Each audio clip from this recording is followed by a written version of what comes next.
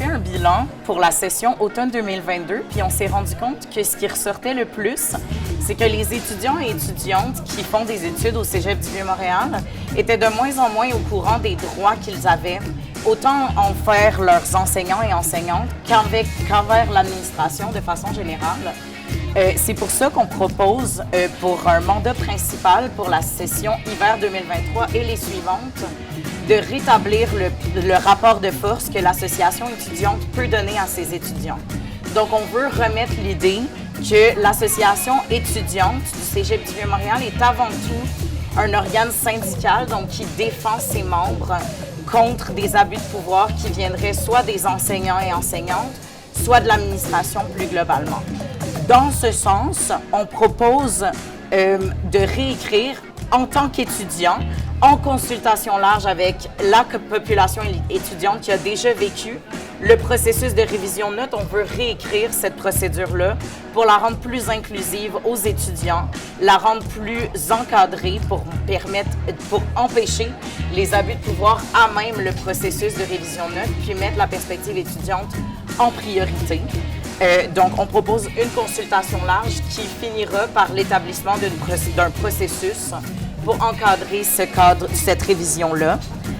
Ensuite, on veut mettre en place une obligation pour le Cégep du Vieux-Montréal et son administration de faire des consultations étudiantes systématiques pour savoir qu'est-ce que les étudiants et étudiantes pensent des politiques qui soient mises en place.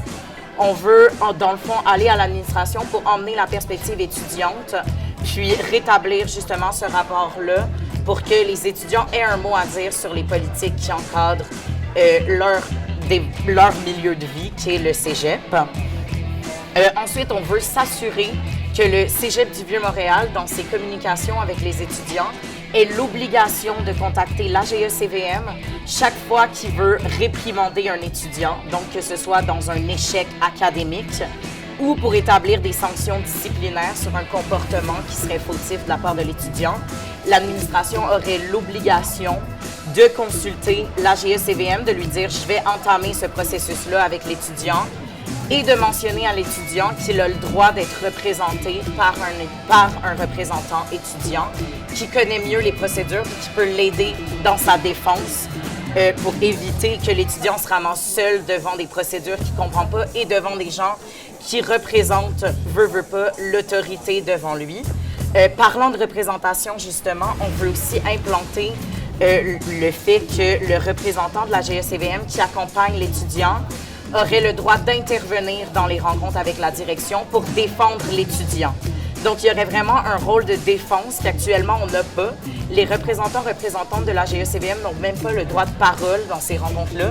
Donc, on aurait non seulement le droit de s'exprimer, mais aussi de défendre directement l'étudiant ou l'étudiante devant l'administration ou devant son professeur.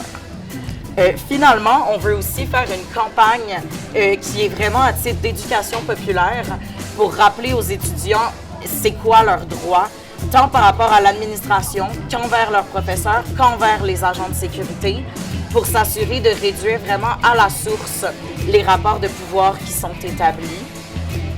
Finalement, le dernier mandat qu'on veut proposer par rapport à la pédagogie, c'en est un qui est vraiment plus complexe et qui concerne une population qui est déjà minoritaire dans la communauté étudiante, c'est-à-dire les gens qui sont victimes de sanctions aux études. Donc ça, c'est une mesure punitive qui est mise suite à un échec.